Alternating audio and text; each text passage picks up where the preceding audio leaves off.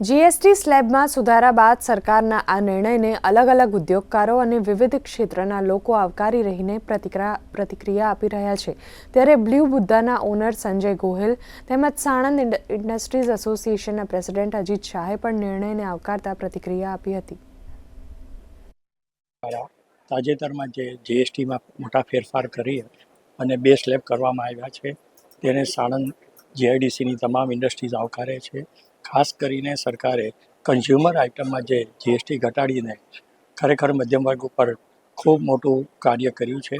ગવર્મેન્ટે ચેન્જીસ કર્યા છે, 12%માંથી 5%માં શિફ્ટ કર્યા છે, જેના લીધે અમને ઘણો બધો બેનિફિટ થાય છે. અમારી ઇન્ડસ્ટ્રી લગભગ આના લીધે ઘણી ડબલ ગ્રોથ કરી શકે એવો સ્કોપ ઊભો થયો છે.